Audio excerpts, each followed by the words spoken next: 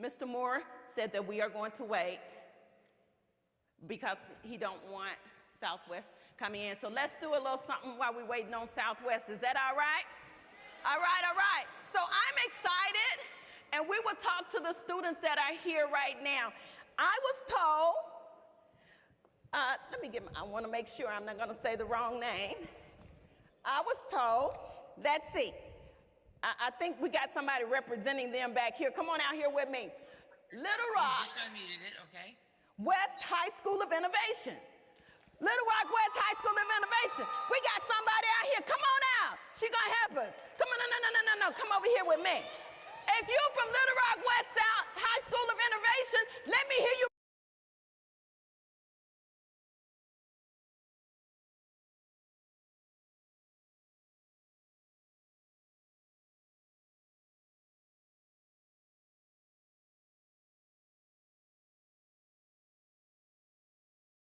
All right, y'all give it up for Little Rock West. Y'all put y'all hands for Little Rock West.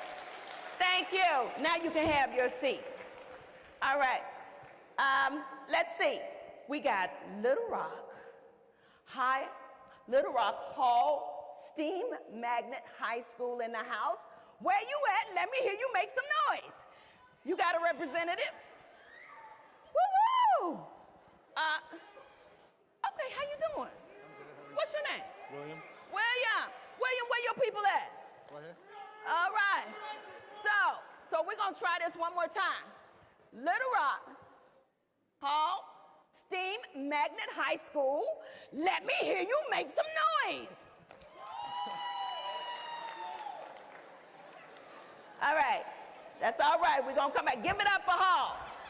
Give it up for Hall. Y'all, we just waiting on Southwest to get here. All right. Ladies and gentlemen, thank you so much. We have a representative from Parkview in the house. Camille, come on out. All right. Oh, wow. What?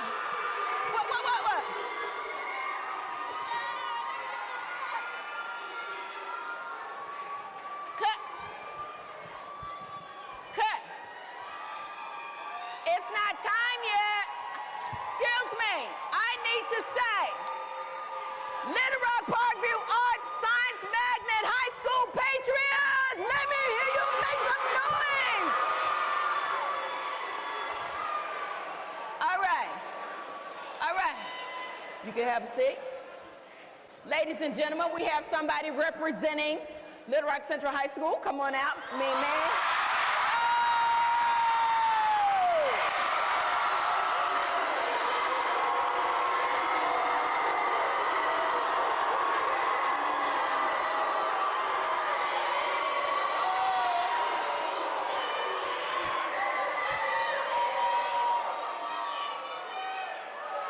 Ladies and gentlemen, Little Rock Central International Studies High School Tigers, let me hear you make some noise. Sit down.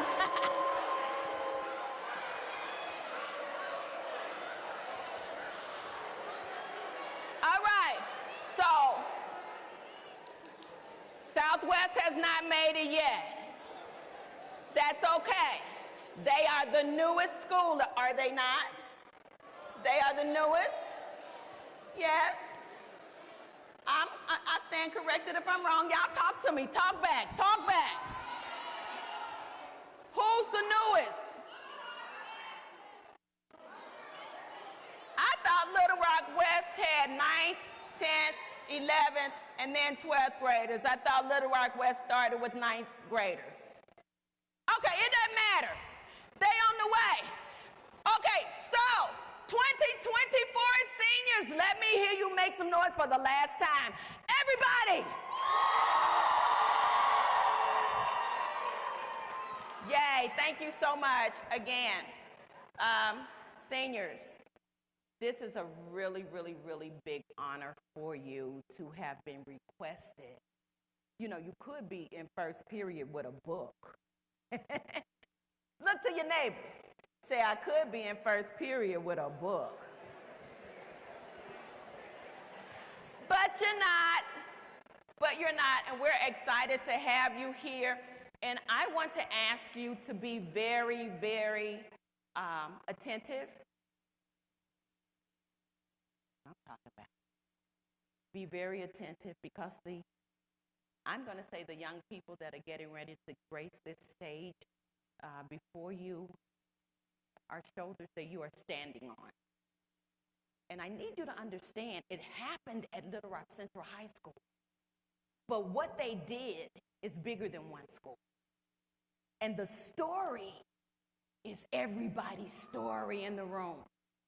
And you need to walk in that authority. This is your story. And if you believe that this is your story, let me hear you make some noise.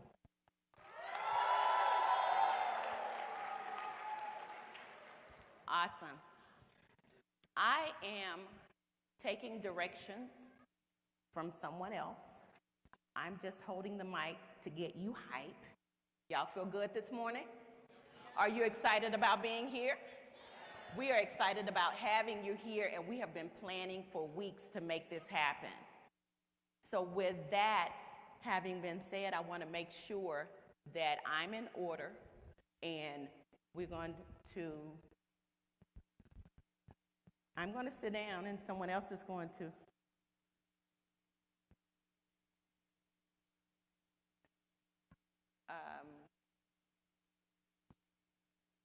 See, this makes me look like I don't know what I'm doing. But I do know what I'm doing. I'm just going to make sure that I'm doing the right thing.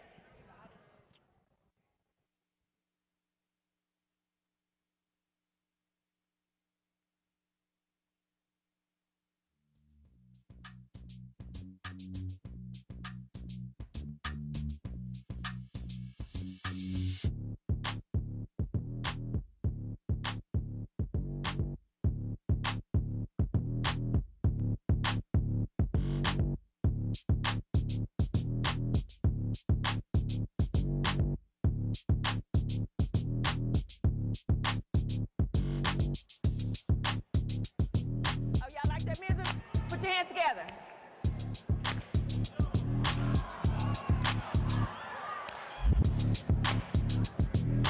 Come on. Y'all, come on. Is this a room of high school seniors or what?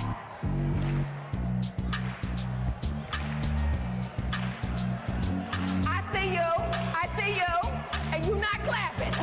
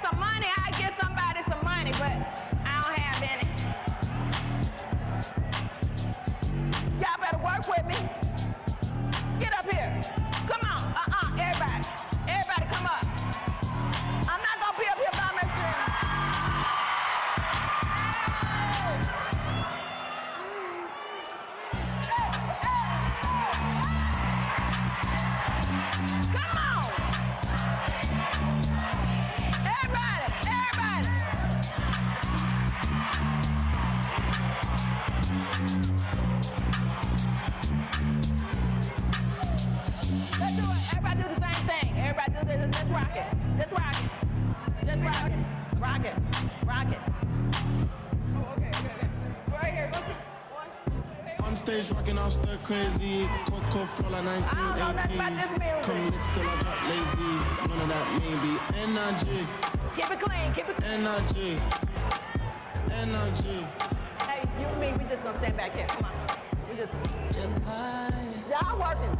From the 45, don't get out of line. Yeah. Ooh, ooh, ooh, ooh. Pick a side. Now, we were just standing, y'all were dancing. I was just finna help him out. Go sit down. All right. So do we know where Southwest is now? All right. Can I get a mic and hit a roll call? Your mic right there. So are you doing a roll call? Hello? Everybody. My Central people, And all my LRSD students, who wants to join us in a tiger roll call? For all my non-central students, I'm gonna say, can I get a roll call? And you need to go, usually we do central, hoorah. But are we feeling something different today? Little Rock School District, Little Rock School District. Okay, we're going with the Little Rock School District, hoorah. Yes. I'm gonna hit it, wait. I'll take the mic. I will take the mic. Let's do it. I will take the mic. Oh, let's do one central one and then one LRSD one. So I'm gonna go, can I get a roll call? Central, hoorah. I can't hear you. LRSD, hoorah. Does that sound good? Too bad that sounds good. My students, can I get a roll call? I said, can I get a roll call? I can't hear you. Tigers on top and LRSD, woo! All right. So it'd be only fair that we get a roll call from Parkview. Come on. No booze.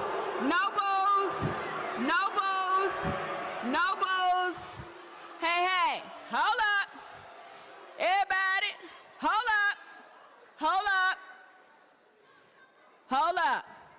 Y'all must not know my name. Ladies and gentlemen, Central, just cause you outnumber everybody, you don't have control. Come on now, be nice. Central, you had your turn. And so what we're doing, this is not a competition. This is not a competition. Thank you. So everybody gets a turn. My name, Magnolia Brigade, this is how we do it. In my classroom, everybody gets a voice. Everybody gets to have voice. Central, you've had your turn. Parkview, let me hear your roll call. Big red, big white, and that big blue. Big red, big white, and that pretty blue. All right, when I say Parkview, you say Patriots, Parkview. Parkview. When I say Parkview, you say Patriots, Parkview. Parkview. Woo! All right. And so next we have Hall. Come on down. Hall. We got a roll call from Hall. Yeah. Okay, where you at? Where Hall at? All right, we right here. Okay, you gonna say Hall Warriors? Well, Hall Warriors. When he called a roll call, can I get a roll call? Hall High Warriors. Can I get a roll call? Hall High Warriors. Give it to me.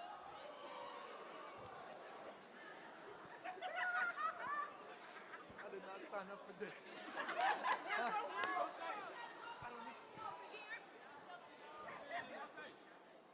All High Warriors. Oh, wait. I say Hall High, y'all say Warriors.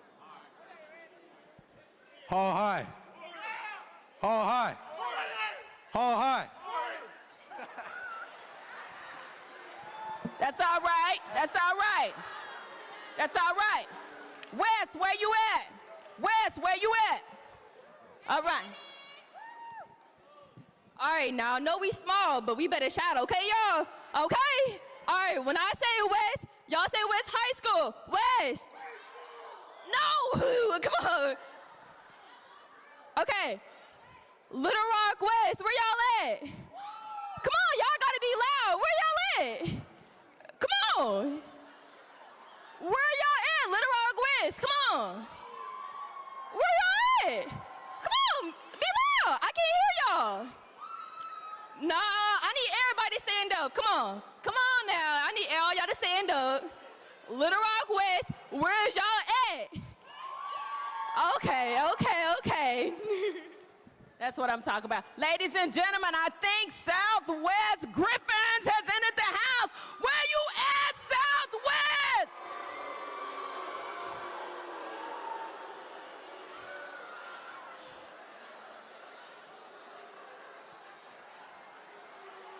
Ladies and gentlemen, when I say Southwest Griffins, let me hear you make some noise. Southwest Griffins, let me hear you make some noise. All right, all right. I think we are ready to get started. And so with that having been said, ladies and gentlemen, let's bring it all the way down. Thank you so much. Remember, you are the chosen ones.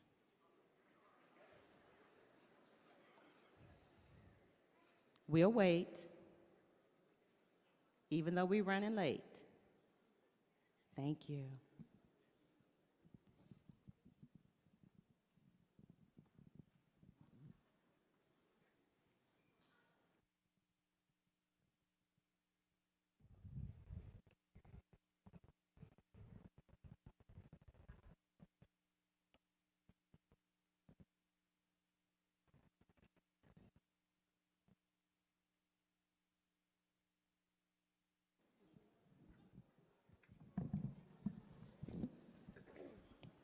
Good morning, everybody. As Ms. Gay said, this is a moment that we've been planning for a long time, and one I don't think you'll forget.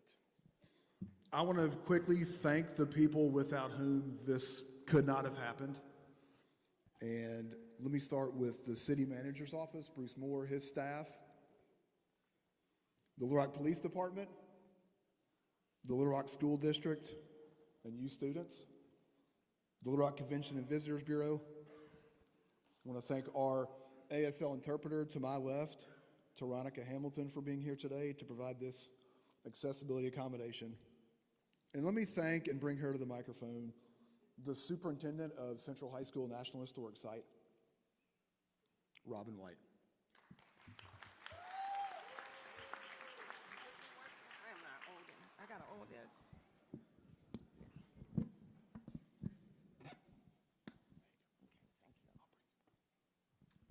Good morning. No. Good morning. All right. So I say Alafia, you say Alafia. Alafia. Alafia. Alafia. Blessings. Blessings unto you. I am honored to be in your presence today, to spend some time around you. But I want to first welcome you to the 66th commemoration of the Little Rock 9 desegregation of Central High School. We are grateful for your participation on Little Rock 9 Day.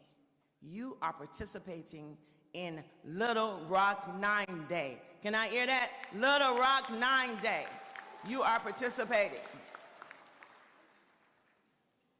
And today you are afforded the opportunity to interface and engage with living legends, change agents, the Little Rock 9 who did it the Little Rock 9 way. Can I hear say Little Rock 9 way? Little Rock 9 way.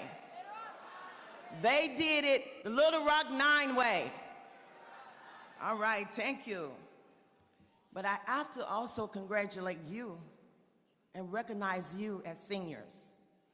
You see, each generation calls for agents of change.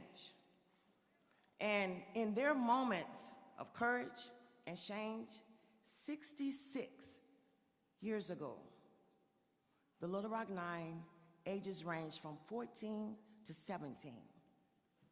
So yesterday, today, and tomorrow, they are our symbol of hope. They, without pause, paved the way for us, and we are the benefactors of their sacrifices. So what is to be your legacy? Where are you going? What is your done? The wonders of this world are incorporating multiple possibilities that are sometimes lost due to others' lack of vision. You are becoming leaders, servant leaders. We all, and you, have leadership and abilities and potential in all of you.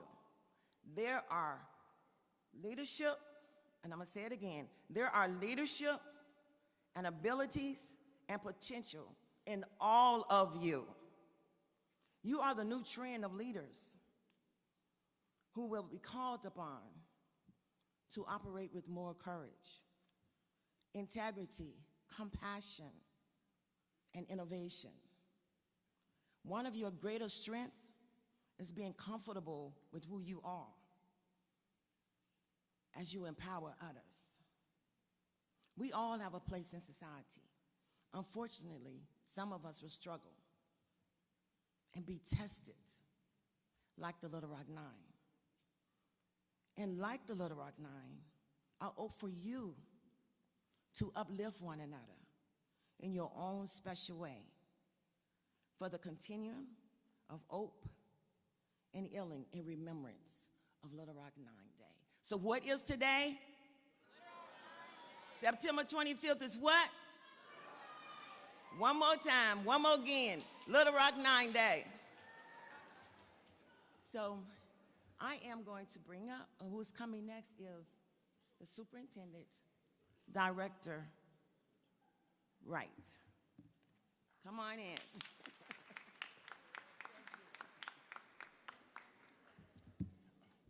Good morning, students and staff. Good morning, students. It's a little better. Good morning, staff.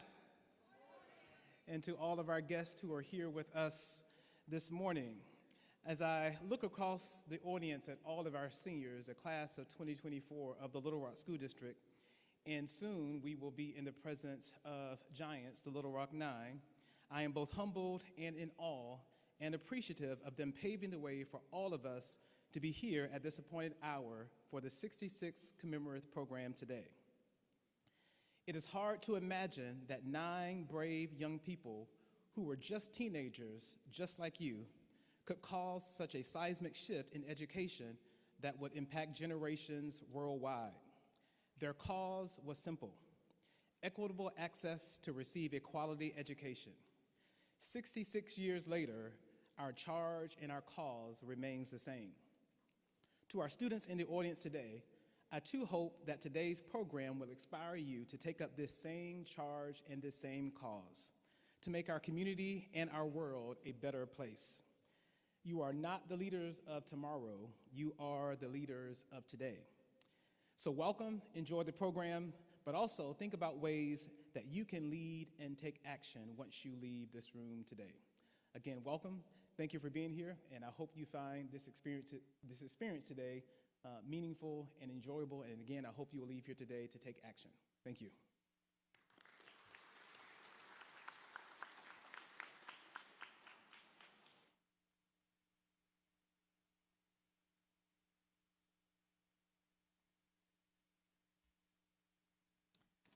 And next, we will hear from the Honorable Mayor of the City of Little Rock, Mayor Frank Scott Jr.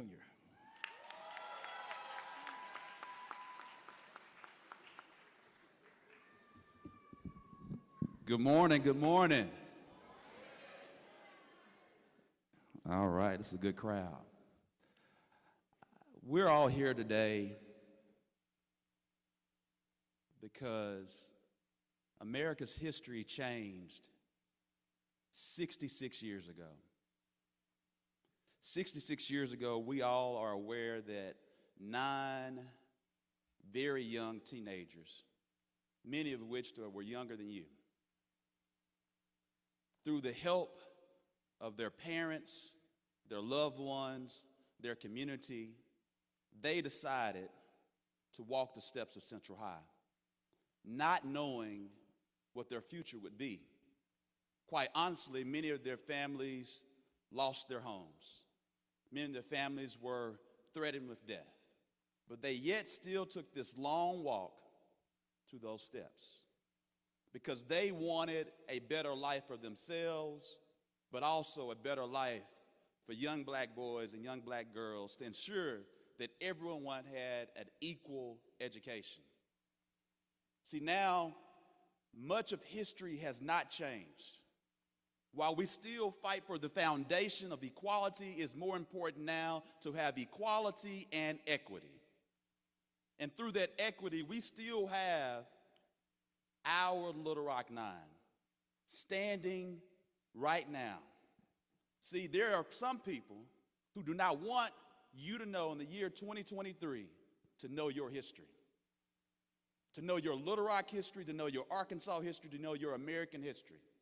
But yet there's still Elizabeth Eckford, who stood at 15, but yet some weeks ago she stood at the age of 81 to ensure that the Little Rock School District made certain that their history, American history, was still taught to each of you. And that is the type of fight, that is the type of solidarity, that is the type of work ethic that we need to continue to have in the Little Rock School District and the state of Arkansas, not allowing others to revise our history.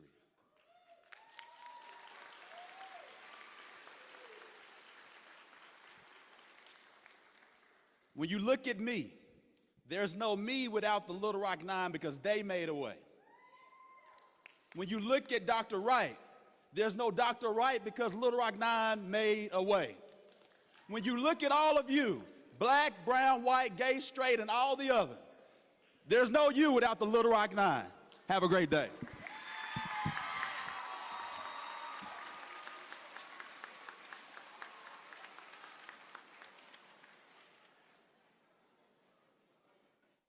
Ladies and gentlemen, seniors, visitors, I'm going to stand back here. We are getting ready to honor, welcome to the stage our honorees. I'm going to ask everyone to stand to your feet, those of us who can and will. I'm going to give a short introduction. Please, no talking. Thank you. Each one of these honorees deserve the accolades and the celebration that you're going to give them. I would like to give a short introduction on each one of them, and please, after I finish the introduction, as they walk in, please celebrate them coming onto the stage. Our first honoree is Miss Minnie Jean Brown Trickey. She was 16 when she entered Little Rock Central High School in 1957. She's a graduate. She's a graduate from New Lincoln High School in New York, graduating in 1959. She has a Bachelor of Arts in Social Work. She has worked in several various settings committed to peacemaking, environmental issues, developing youth leadership, diversity, education, and training, cross-cultural communication, and gender and social justice advocacy. She served in the Clinton administration as Deputy Assistant Secretary for Workforce Diversity at the Department of Interior. Ladies and gentlemen, please put your hands together again for Miss Minnie Jean Brown Trickey.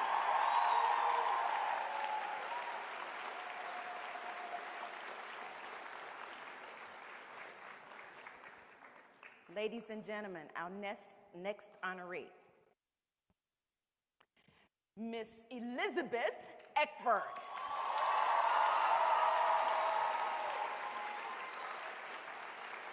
Miss Eckford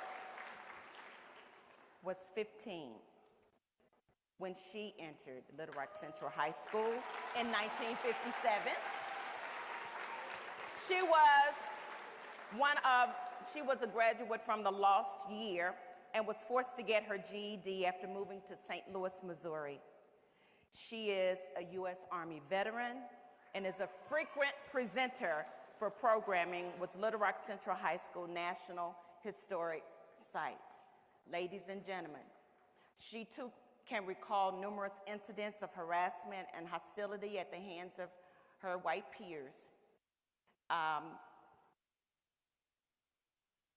Eckford obtained a BA in history from Central State University in Ohio.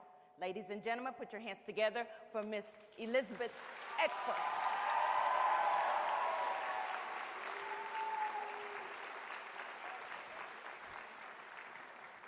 Our next honoree is Mr. Terrence Roberts.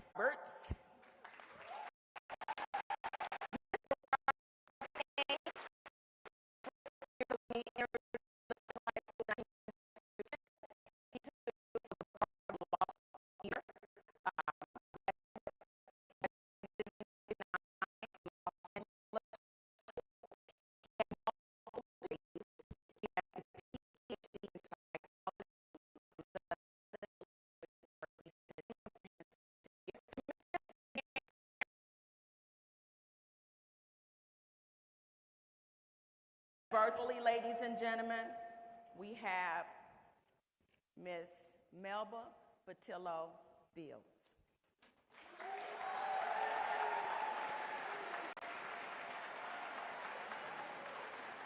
Miss Beals was 15 years old when she entered Little Rock Central High School in 1957. She too is a lost year graduate. She graduated in 1957 from Santa Rosa, California. She has a BA in journalism from San Francisco State. She has an MA from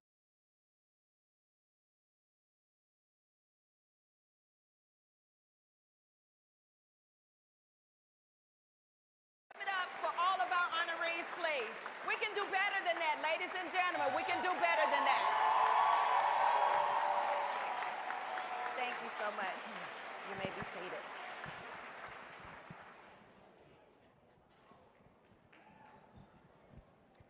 At this time, each one of you will have approximately 3 minutes to just share with the young people what you would like to share.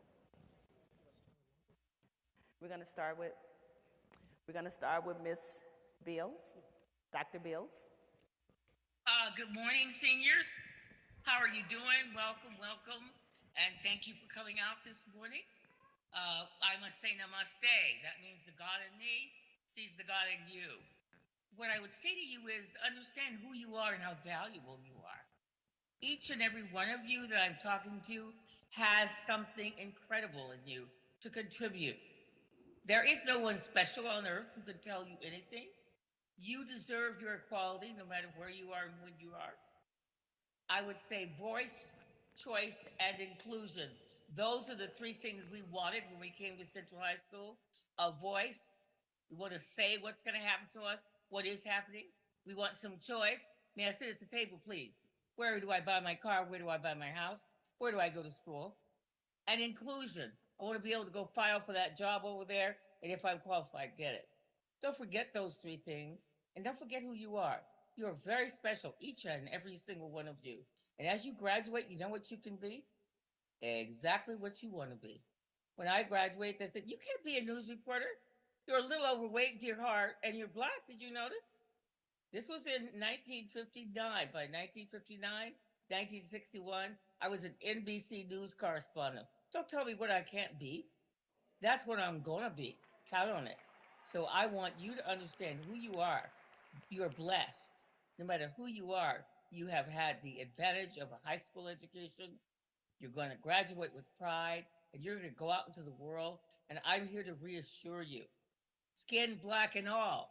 How many times do you think I was called the N-word and told, no. You can't be blah, blah, blah. You know what? I can be whatever I want. I've been an NBC News correspondent. I've been the first chair of a department at the university where they said we've had no other chairs. Oh yeah, I can do it. So what I will tell you as seniors are, whatever it is you want to do, you can do it. You go get them, huh? I got faith in you, baby. You're going to make it, okay? You deserve to be whomever you think you are. You are the best at whatever you're going to be. Congratulations.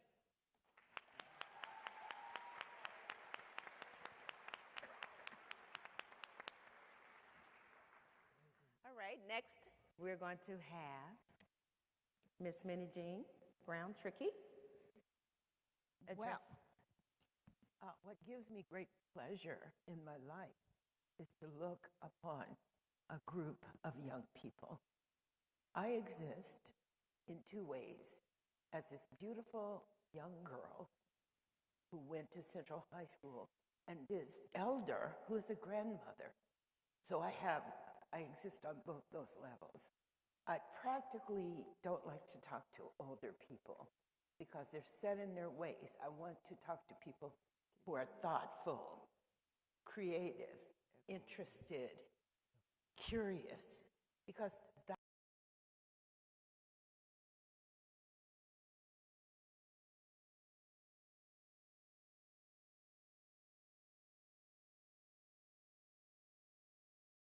my mother said, I want you to yell it out. True, all of that.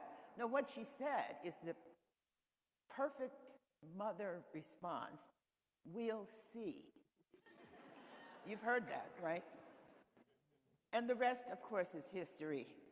One of the things I felt when I made that decision, well, Melba and I lived very close to each other, and Thelma, who's not here, so we thought we could walk to Central. It was close enough.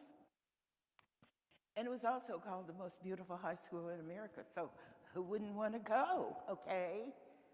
Isn't that how we make decisions about our lives, right? I think people, you like to think we made this deep, dark decision about we were going to change the world. I don't think so. We had regular, everyday teenage reasons for wanting to go there. And last night, when I was visiting my sister who lives here, she told my daughter that my parents thought that I could do anything, that they didn't have any doubt that I couldn't accomplish everything. And because I know the others who are my people I respect a great deal, the 9, I feel like that's what their parents told them. You can do anything. And we have to feel we can do anything. And there's nothing about going to Central that wasn't taking a first step, and that's signing the sheet in my homeroom. We have to be thoughtful and make decisions to take the first step and not have to require what's going to happen after. One of the things people say to me is, oh, you were so courageous. I wasn't courageous. The courage wasn't there. I was going to school. Now, maybe the courage comes later. So the moral of my story is that we've all got that capability for when the courage is needed, it will rise up within us.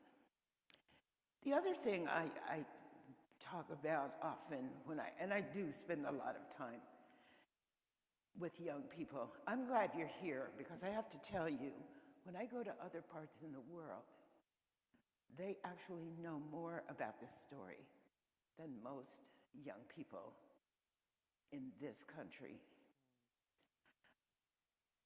I want to say that the Little Rock desegregation crisis is probably one of the most United States history stories ever. And had we spent some time looking at it, we could resolve some of the problems we're having now. So it takes a half page in your history books, if that. But it's really a complex, amazing story about all components of government, about courts, about persistence of the human spirit. And so for those people who say that these stories make some people feel guilty, I can tell you guilt is a waste of time. I don't expect guilt.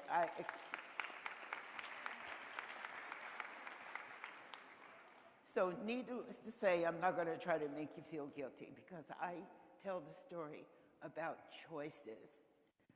You could be a soldier, you could be a governor, you could be a Little Rock 9, you could be a mean kid, you could be a nice kid, you could be any of those. You get to choose. They got to choose. who they want it to be, just as you get to choose who you want to be. And I wish you well in your choices.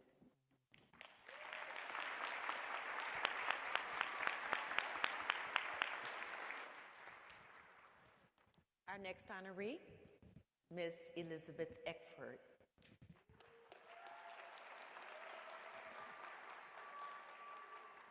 I'm so pleased to be here. It's not often that I get to speak to local students. So this is a very, very special day for me. I'm not the same person that I was when I was 15 years old. I was a very, very shy child, coming from a very, very strict household. I tell people that my parents were benevolent oligarchs, and we were the loyal subjects. We didn't have much choice in my household, but I chose to go to Central. And my mother said, we'll see. And we'll see prevailed for months, to the point where a newspaper article during summer listed some of the students who had been selected to go to Central, because the superintendent said that he would make the final decision. But each child had to choose initially that they were interested in going. And those people who signed that list at Dunbar Junior High School and Horace Mann Senior High School were about 200. But the district intended a limited token desegregation plan. And I've learned that the superintendent asked the principals of those Negro schools to discourage most of the students. He only announced 2 criteria. He wanted those who were chosen to be good students and to not be troublemakers. What was a troublemaker in my experience in the 1950s? Before going to Central High School, I had not seen violence in school being tolerated. There may have been, at the end of the school term, a schoolyard fist fight. But mostly, there were arguments maybe, somebody who acted out in class, maybe talked out of term or chewed gum. Those were the troublemakers that I knew about. But there was a lot to learn here that was unexpected. I learned long before I joined the military that you have to be careful what you volunteer for.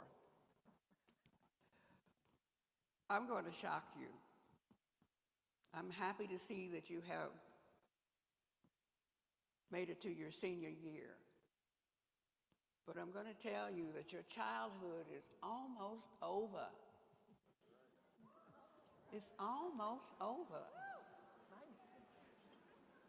Imagine that you're going to have to be making adult decisions for yourself. You're going to have to be responsible for yourselves. And if you have not been serious students up to now, it's not too late. It's not too late.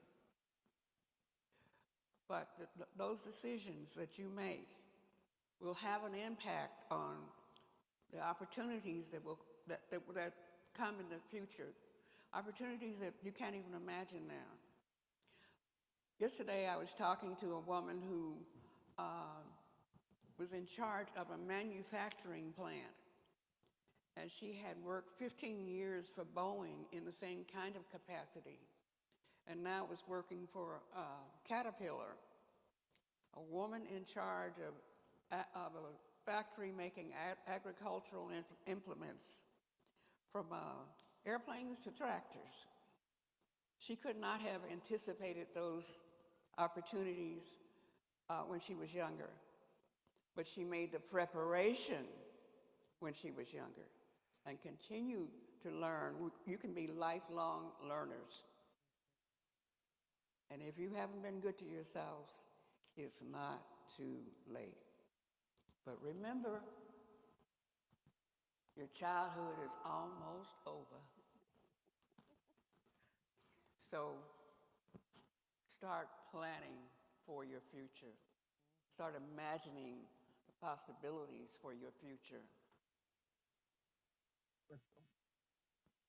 Thank you.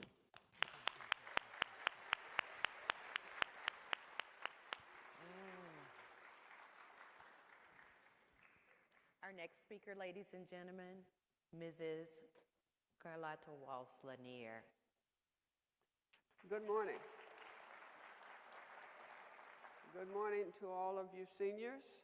This is a wonderful day to celebrate our entering Little Rock Central High School with the 101st Airborne as our protectors.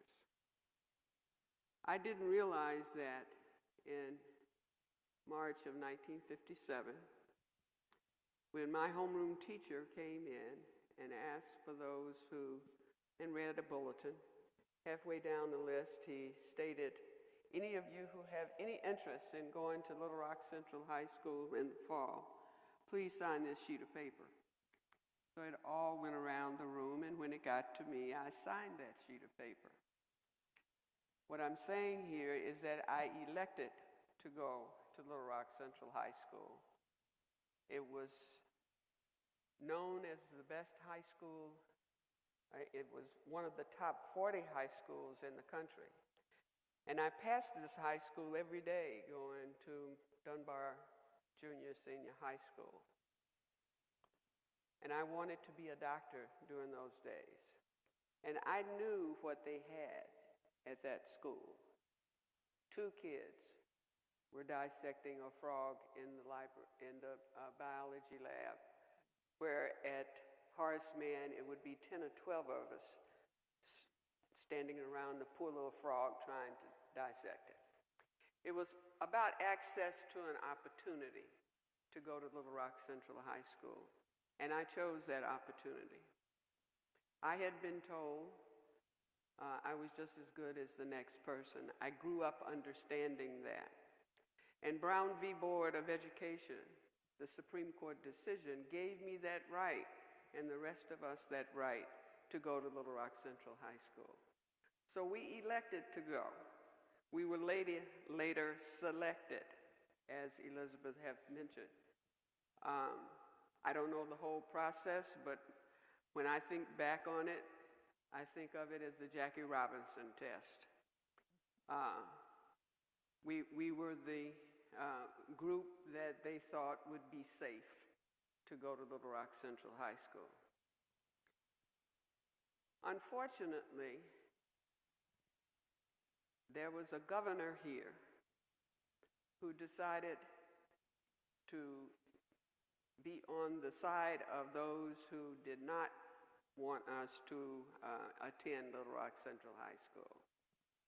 And at 14 years of age, hearing this governor saying that he was bringing out the Arkansas National Guard to protect the citizens of Little Rock, I surely thought that they were there to protect me as my father paid taxes just like the next person.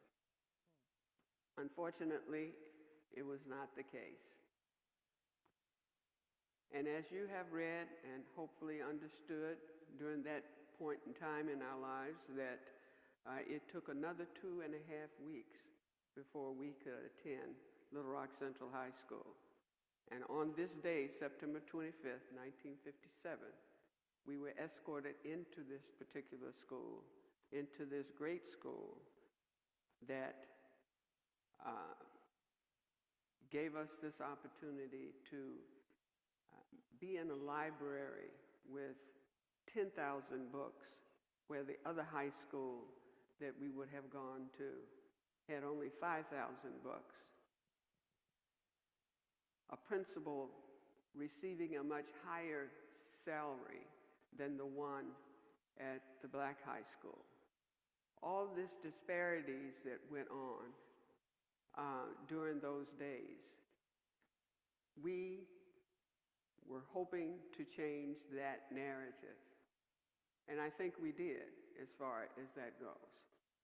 I also like for you to understand that news was given 15 minutes of local news on the television and 15 minutes of national news on the television.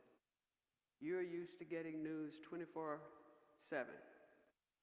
But during those days, it was, as I stated, 15 for each. We were the second biggest story in 1957. I am not going to tell you what the first biggest story, I'm going to leave that up to you to go and find out. But that in itself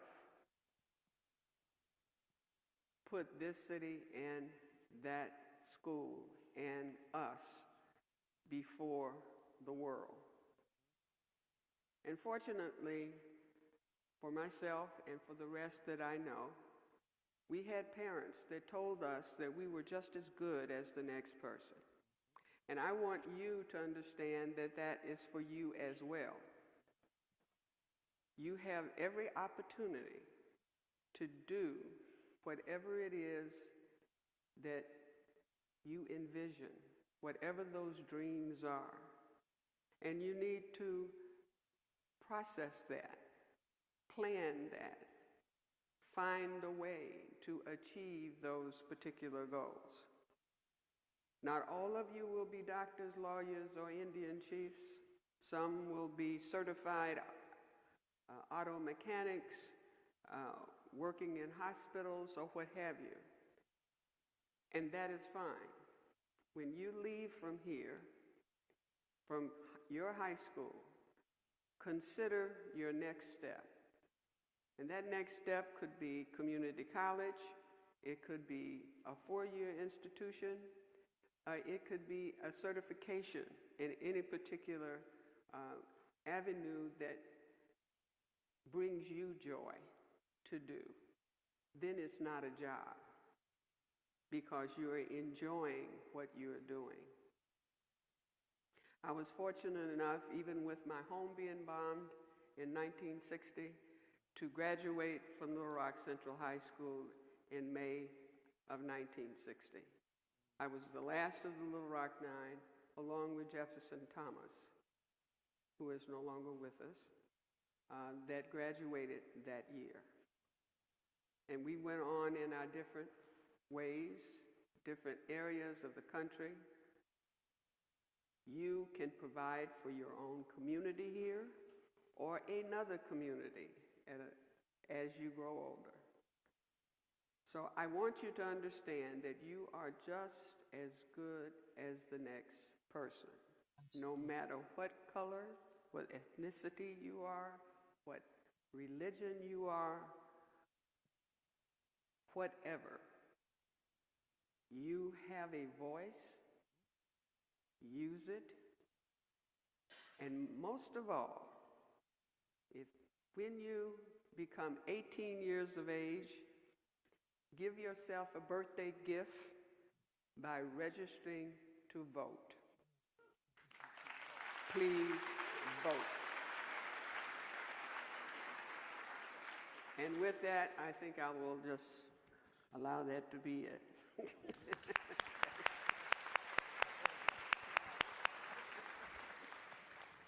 Ladies and gentlemen, our final remark will come from Dr. Terrence Roberts.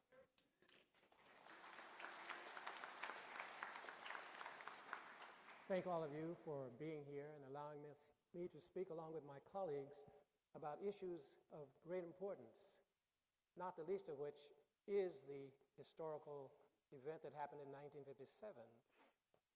I had a phone call a few years ago from a colleague who lives in Connecticut. He was about to open a small private school, and he said, Terry, I'm anxious because we want to introduce into the curriculum issues that some of the parents might find problematic. What do you think would be the most appropriate age to introduce to kids some of the racial history of this country. I said, well, what's the youngest kid you're going to teach? He told me. I said, well, that's where you start. You start with the kid who's the youngest, but you teach all of them the same thing, to be curious about what has happened. We're all introduced to the planet at some point. My starting point happened to have been December 3rd, 1941. I entered the universe aware of nothing, really, but I discovered a lot. By the time I was 6 years old, they sent me to school. I was part of the grand plan. But it was fortunate for me that I landed in the room with the first grade teacher who understood what she needed to tell all the 6-year-olds sitting there before her.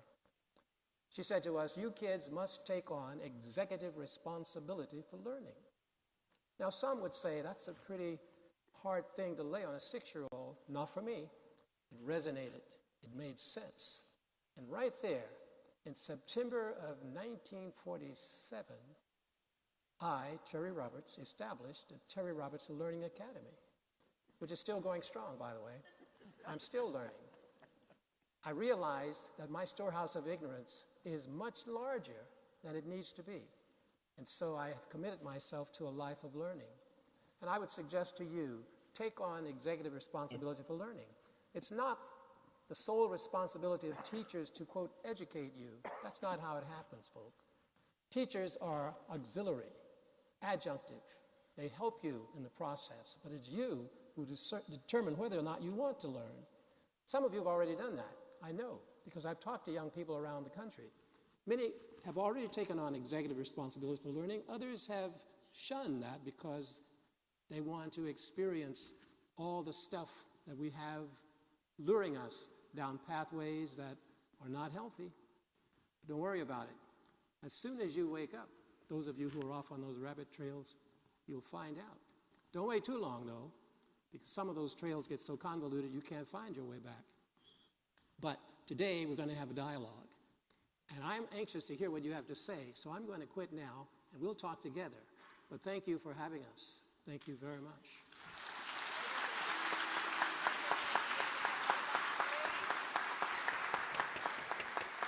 Thank you so much.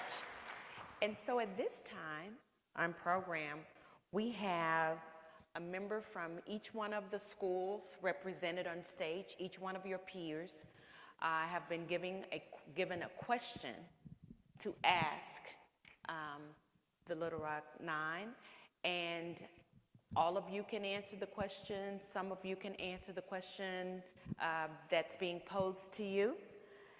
And so we are going to, are you ready, audience? Are you ready for your questions? All right, I think we're ready. All right, and so our first question is going to come from Miss Kennedy Green, and she's going to introduce herself. Good morning. My name is Kennedy Green. I am from Little Rock West High School Innovation, right up over there. I want to say thank you guys for your service, and thank you for allowing the 2024 graduating class be your audience this morning. My question for you all today is, how do you guys think the media exposure of television and radio in 1957 forged a path for civil rights movement? Say the last part again. I missed part of your question. Repeat. Oh, I'm sorry. How do you guys think the media exposure of, How do you guys think the media exposure of television and radio in 1957 forged a path for the civil rights movement? Forged the path for the civil rights. Forged the path. Forged the path. Sorry. Okay.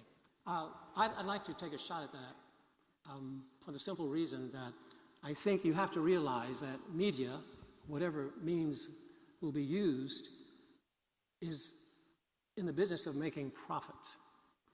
They look for stories with hooks to get readers, with viewers to pay attention to what they have to present. I don't think that there's an intention to regulate any movement, civil rights or otherwise. As long as they can be prosperous, they will sell you anything you will absorb. And so, whether it be 57 or 2023, we have to sift through what we get to find out if there's truth in it. If there isn't any truth in it, throw it away. Unfortunately, there are too many people in this country today who are content to feed on fictional narratives, and that eviscerates the power of the press, really, if they give in to that confused way of thinking that allows them to print these fictional narratives. I don't know if that's helpful, but that's what I have to say. I'd like to be next. Having been an NBC News reporter, having written for People magazine, having written for a number of magazines, and having written a book, Warriors Don't Cry, as you know, I'm going to say that I agree somewhat with Terry, but it is also interesting. The question you have is, how did it forge a path? And one of the things I'm going to tell you is, had there not been news reporters there in such a wide brevity of exposure, we could be dead. It's very difficult to hang a kid when the cameras are going and the lights are on you. And so in some ways, having the news reporters there in 1957, it showed what was possible. It expanded our picture around the world because, as Carlotta mentioned, we were number one. And so people got to see the ugliness of what was going on. Had there been no media, I doubt whether President Eisenhower would have sent the troops down. I doubt whether a lot of things would have happened had there not been media taking pictures of us then. But once those pictures were taken, you cannot erase a picture. And what you did was implant in the minds of billions of people all over the planet. Look here, you know what? You can do what you want to do. You could go after it, okay? You don't have to sit back and let somebody do you this way, oppress you, and you not have any power and strength to go for it. Prayerfully, we emitted this energy that let other people know. And that energy was encapsulated in the photos, in Life magazine, in Time magazine, and in the speeches we give today. I wrote an article a couple of weeks ago when there was the proposal of cutting out the AP courses. I said, go for it, okay? Do you really think that you can oppress somebody and the results be what you hope it will be? It won't. We in Central High School prove we cannot be oppressed. Do what you like to do. Come on out, let's play. Because what they created by oppressing us in 1957 were 9 little warriors who just went out and blah, blah, blah, we told everybody. Blah, blah, blah, we wrote books. We took jobs and positions that proved to others that no, we aren't who you said we are. We've accomplished so much that we've let you know who we are. And so in that way, the media was advantageous to promoting the civil rights movement. In every way, it showed Dr. King, Rosa Parks, it was advantageous to show what's possible. I don't care. Yeah, I would just like to add to what Melba has said. What really took place during that time inspired college students to step up. And I know this for a fact because Representative John Lewis said this to me. He said once he saw those pictures of us, especially Elizabeth with the crowd behind her with that evilness, the looks on their faces, he said to his fellow college students, these are high school kids. We need to do something. And I hope you look up the name John Lewis. I'm not going to go through all of that with you. This man passed away, I think it was last year. Right.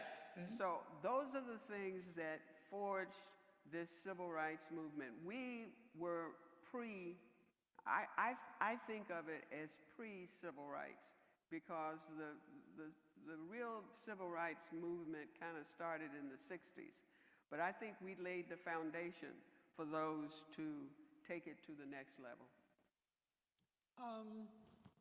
I think that media exposure can shape the narratives and create an understanding among the public. But I remember that local newspapers in Little Rock agreed not to write about the things that were happening to us, that we were being battered every day. But I do concur with Melba that a reluctant President Eisenhower sent federal troops to Little Rock so that we could go to school because there was a constitutional conflict between state and federal government. And the president had been talking to the governor of Arkansas over a period of time, an extended period of time, trying to get him to voluntarily remove the state troops that were keeping us out of school. He only acted when people around the world were seeing an ugly reality of America that was contrary to what American ideals were supposed to be.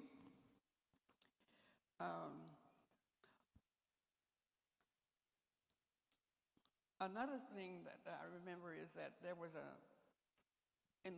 one local newspaper published a photograph of a soldier who had a bayonet affixed to his rifle.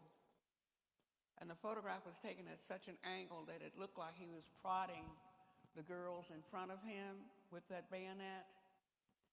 But in the photograph, the girls were laughing.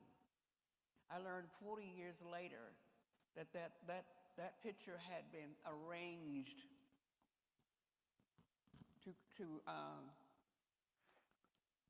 tell a story different than what was actually happening.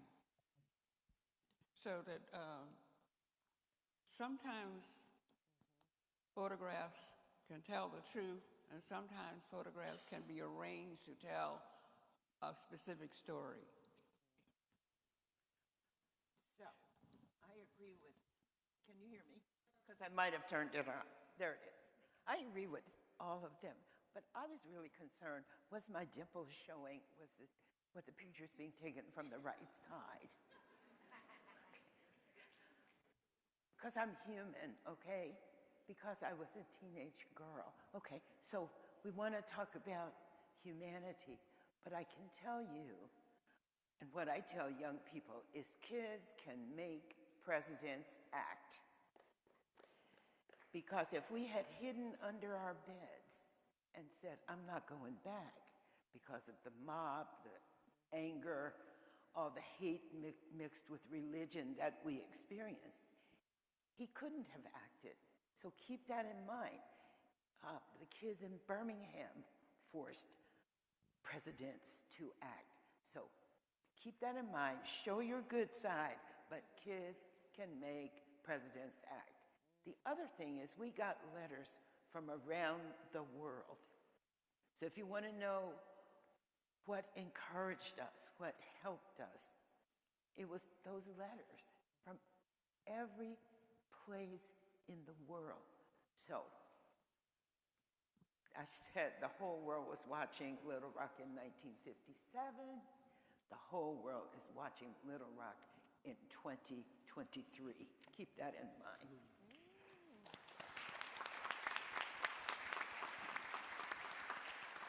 All right, thank you so much. Our next question is coming from Little Rock Hall. Introduce yourself.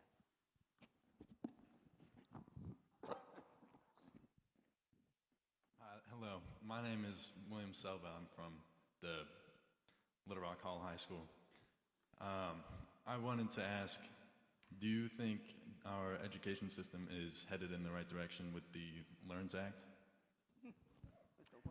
We don't have to answer that. You already know that. Yeah, right. Are you making a joke or are you serious? No, man.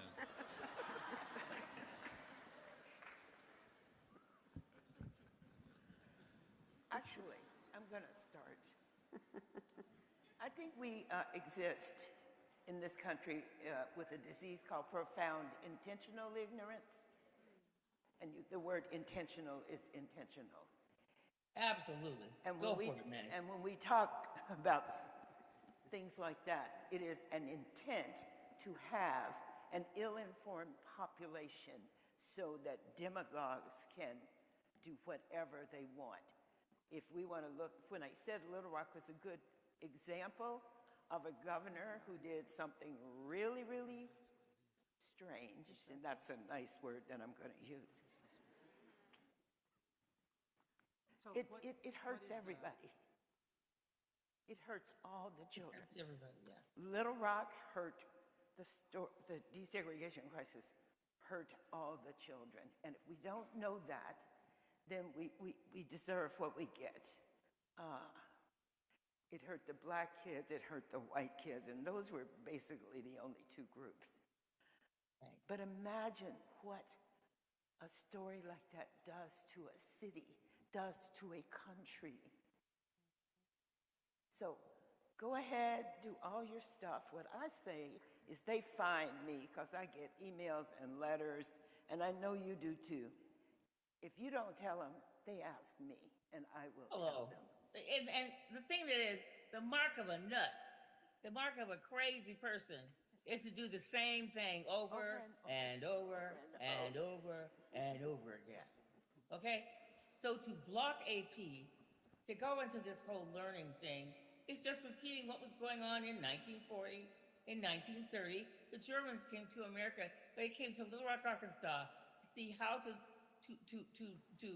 oppress the Jews, all right? They came here to study. So you need to read a book called Cass, and you read the history, you see that the Germans actually came to Arkansas to see how should they oppress the Jews. And that tells you something about what has gone on in the past in Arkansas.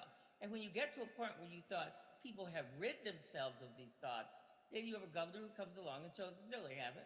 They're still standing in the same pool of ignorance. Do you really think, because you don't want to tell us the truth, because you oppress us, as my mother used to say, you know, you're going to call me the N-word, call me Dr. N, all right? We're still going to go out and do our thing. African Americans will still come up in Arkansas with profound knowledge, doing profound things. Brown folks, white folks all around. You know, Black Lives Matter, the marching that went on was principally white. So understand something, which is the souls and hearts of white people are affected by these kinds of decisions as much as those people of color. So what's the point of doing all that? It's like the horses are all out of the barn booth. You can't let them out. I mean, what is your point here? And I think it's a wonderful thing to study, because let us look at the results of all that. You know better. Everybody knows better. And folks out here in California and around the rest of the world are doing what? They're giggling themselves to death over this. They're saying, are they kidding in Arkansas? What's going on down there? And so didn't they learn the lesson in 57? Answer no. And so we're going to have to go that way again. We're going in circles. I think we all need to look at the environment and say, let us educate everybody as highly as we can. Let's tell the truth, because we need every African American, every Asian, everybody, you know, no matter who you love, where you worship, what your color is. It's the guy in the corner with the blue hair, the 3 noses, and the 6 feet that are going to teach us how to put the fire out, right? And so we better include everybody. That's what I think. Inclusion is the answer. All right. Okay.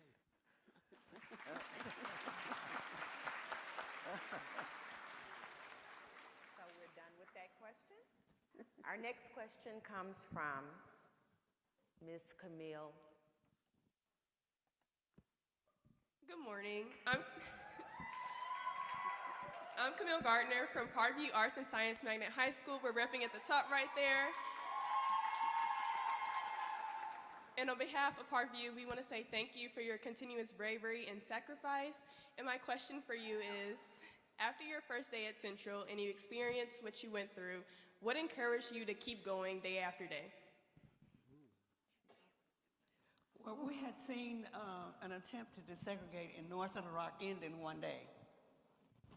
And I knew people who had made sacrifices to make changes.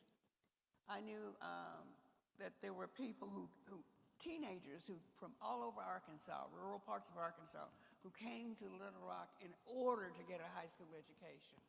Because in many rural communities, education stopped at the 8th grade. My mother left home in the country and came to Little Rock in order to get a high school education. I had relatives who did that as teenagers, meaning that they had to find jobs to support themselves. They had to find a place to live. in order to get a high school education. So I knew that people before me had made great sacrifices. I knew about the teacher from whom the Williams Library is named, Sue Cowell Williams Morris, who sued the Little Rock School District in 1948, asking that Negro teachers and administrators be paid equal to whites. She sacrificed 7 years of being paid as a teacher, even at the lower rate of pay, in order to bring about change. She was not rehired by any of the local school districts until 1955. So, and I knew that I started out going to Central with individual motives, wanting to be better prepared to go to college. But I did understand that a lot of people were depending on us, and that it was up to us whether or not desegregation would continue, whether or not we could stay. And it was very, very hard, very, very hard. But among the Little Rock Nine, there's one that probably made the greatest sacrifice. Thelma Mothershed was born with a hole in her heart. She was so frail that she had missed some years of elementary school because she was not strong enough to go to school. Thelma said that every morning her mother said, "Thelma, you don't have to go back to that big school." But she insisted on coming, even with as weak as she was. The only accommodation the school made was that most of her classes were on the same floor, and they allowed her to use the freight elevators. Yeah. After about 6 weeks of being pummeled, students realized that they could kill her, so they stopped hitting Thelma. But they threw garbage on her, and they said hateful things to her. But she went to school every day. Part of the reason that I continued to go is because how could I leave and leave her behind? I was raised to take on a particular, if you made a decision, you stuck with it. And I made that decision back in March of 1957. My parents really didn't know that I had signed up until August of 1957 to go to Little Rock Central High School. I made that decision on my own. I had been taught that once you make a decision that you see it through. I looked at those people, those other students that did not want us there, as ignorant people. And they didn't understand that I had a right to be there. And even though all these things were happening to us, being pushed down steps, being spat upon, ink in the seats, you name it, lockers being broken into, all of those things that took place, I was determined to finish that year. And it was something that it was innate in me that once you take on a responsibility, you see it through. Now, I could have stopped. There's no question about that. I think all of us had that. Someone would say, you know, you can go to Horace Mann, but no, that was not the reason for going to Little Rock Central High School. And I was determined to finish, and that I did.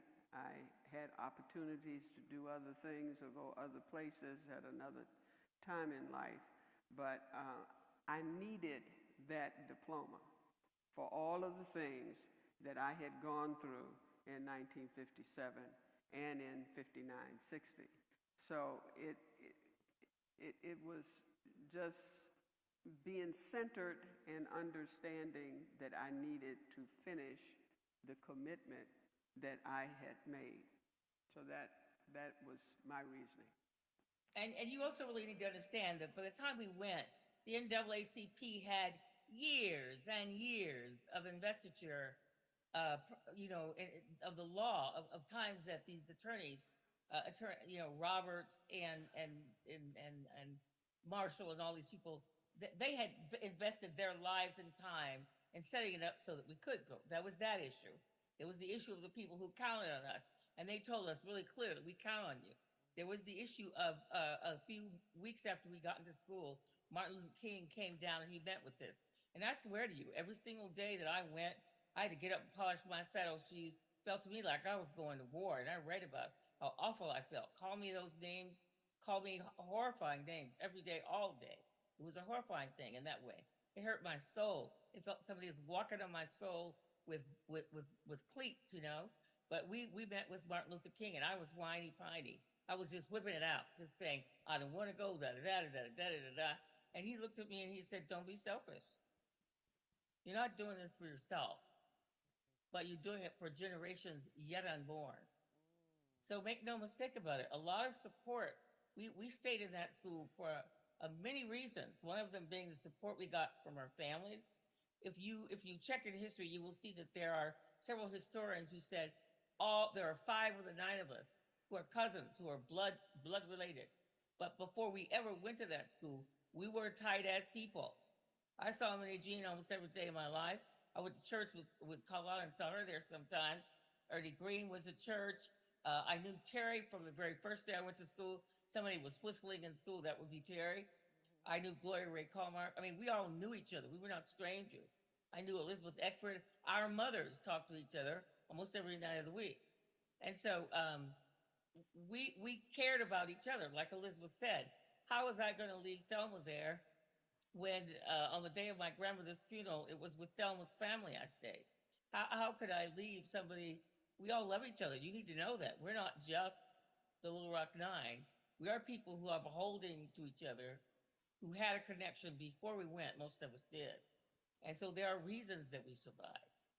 And all of those elements, that's why when Minnie Jean said it's a complex story, it took all of those elements for us to make it, is that we care about each other.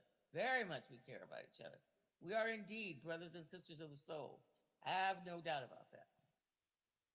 Well, when I got expelled, I was so sad because I knew that the terror would be divided among 8 instead of 9. And I felt horrible. That was my main sadness, that I was leaving them. And since I was getting a lot of stuff, I knew that they would be also getting more stuff because I was gone. So thank you, Mel, but we did love each other very much. Absolutely. I'd like to add a bit to that question, an answer to that question too, because behind that question, whenever it's posed, and we get it all the time, how did you keep going back? Behind that question is, would I, the questioner, have had the courage to do what they did? And I'd like to assure you, yes, you do, but you have to find it. It won't appear automatically. You have to make that choice, and you have to understand that, as Melba was just saying, it's not about you. It's about those whose shoulders you stand on, and for those who have to come after you. And that, to me, suggests that we are part of a large human community. We sometimes forget that very salient fact.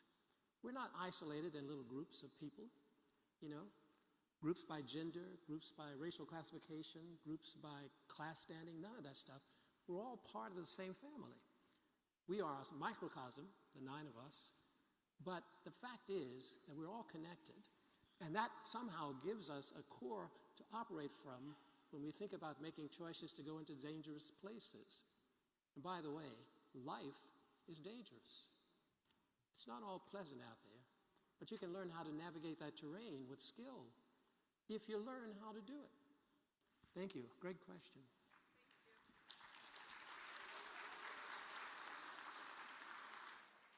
Thank you. Our 4th student comes from Southwest Magnet.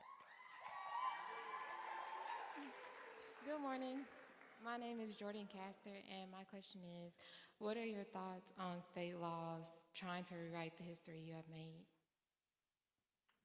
Trying to rewrite the history of. Yeah, trying to rewrite the history you have made. Oh, all right, yeah. Well, that's the question of the day, of course. Right here in downtown Little Rock with the governor who sits close by. Is the governor here today? Most of us didn't talk about what it was like inside school for 30 Okay, so maybe she didn't get the invitation, but I would just say, Governor, if you were here, here's what we need to say to you. It's imperative that schools provide educational possibilities for students, which includes all of the history. And when you take away any part of it, you are, in fact, neglecting your duty as chief executive. You're getting in the way instead of promoting educational process. That's all I have to say about that.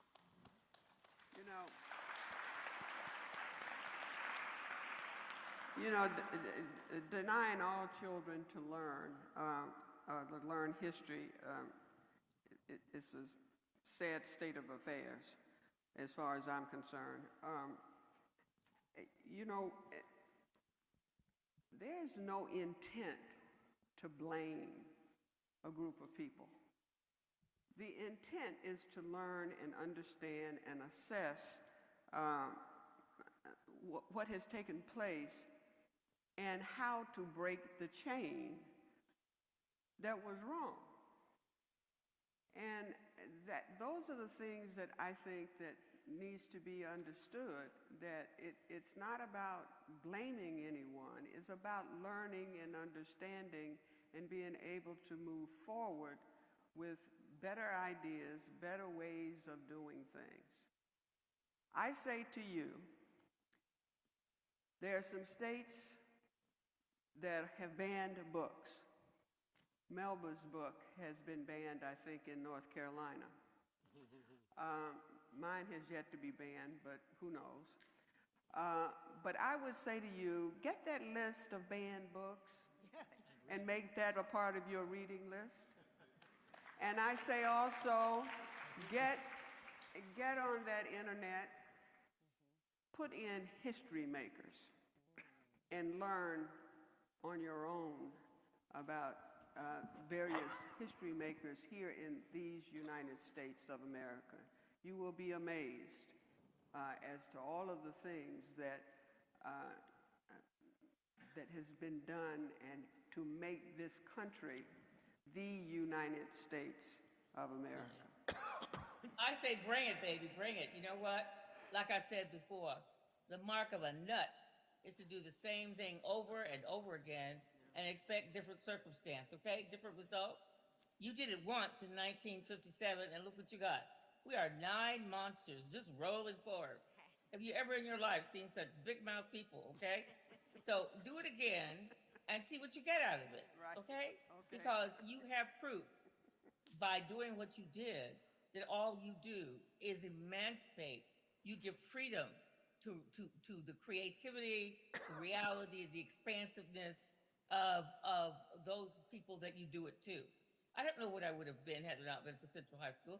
I bet I may not have ever left Little Rock. I may not have been a news reporter. I may not have gotten 2 doctorates. I may not have headed, been chairs of departments. I don't know what I would have been. Thank you for energizing me by not wanting me to go to Central High School. It's a gift. Way to go, Mel. Whatever you don't want me to do is what I'm going to do. We are here as the Nine today to tell you exactly that. Whatever somebody tries to stop you from doing is a gift. We're here today at 81 and 80 and 79 years of age to tell you that you can do the same thing. We are not different than you are. You are graduates. We were graduates at your age, and we just went out into the world. You yourself, by putting your vestiture in yourself, your confidence, your faith, and by doing what you know is the right thing, and moving forward and putting your energy into studying, can do the same thing, okay? We are not different. We are not heroines. We're not heroes. We're not claiming any of that. We're claiming you can do it too. That's all we're here for. Thank you so much. We have one final question. We are at the 11:30 hour. I just want to say that. But I definitely would make sure that our final student, Mimi Abacholi, gets to present her question. Good morning. My name is Mimi Abachali, and I am the current student body president at the Little Rock Central High School National Historic Site. Thank you so much for having me here today. I walk the halls of my school with immense pride, standing on the shoulders of your legacies. The history that was made 66 years ago today continues to inspire students, especially today. My question for you today is, given the current state of our educational system, in your opinion, what can we as students do to create a more inclusive environment in our schools? I'll take that question. Do some self-reflection. Who are you? What are your family's traditions? Deepen your understanding of other traditions to provide mutual support and encouragement to each other. Work together for common good of our wider community. Stand with the poor and marginalized. Expand your worldview. Connect with people from different cultures and learn more about them. Let me say this, if they're gonna call you nigger, baby, let them call you Dr. Nigger. And what do I mean by that? I mean, study, respect your teachers, take the time to learn all that you can, take the time to achieve all that you can. You have been given a special gift. What is it? Work it, do it, learn. Your greatest of all tools, your greatest weapon is you and what you're capable of doing in life. Don't let that go by.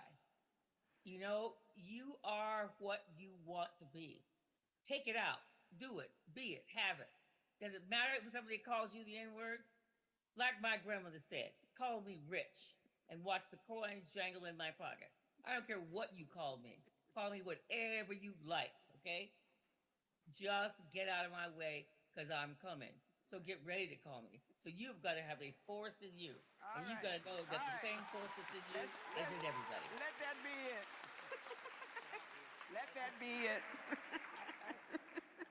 May I think we also have to be open to learning from unexpected places. And one of the most significant things I learned was on the first day. I was watching this mob of people screaming hatred, hanging effigies, talking about death, mixed with religion, of course. And at that moment, I was 15 because my birthday is September 11th. I decided I would never be that kind of person, that I would never allow anyone to persuade me to behave in that way. So you don't think you can learn from a mob, but I did. And it helped me for my whole life. It was very important. So we have to be open to learning in different places because it can come to us as a gift that we couldn't have anticipated. Ladies and gentlemen, put your hands together, please, for our honorees. Would you please stand to your feet?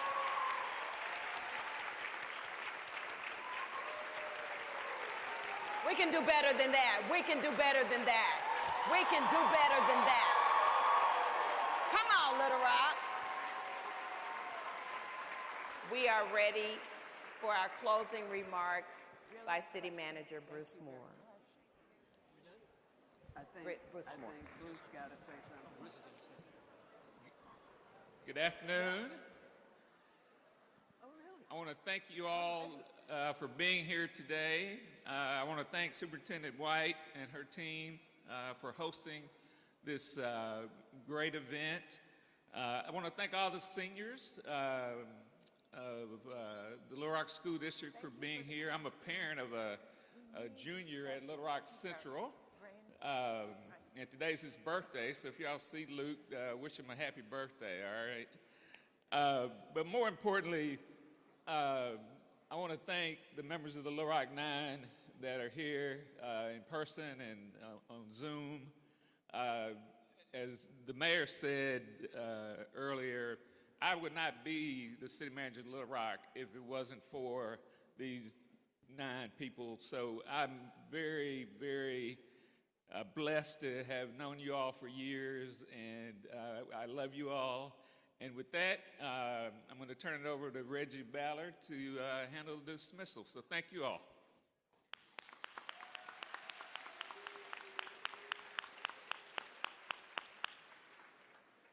All right, Reggie, are you close? Reginald should be heading to the stage. I think we're going to dismiss everyone very orderly. And so before you move, we are going to call by buses. So we need to see which buses are here first. Reginald, are you close? All right, Mr. Ballard. All right. West High School, we are going to ask that you proceed to your buses. Thank you so much.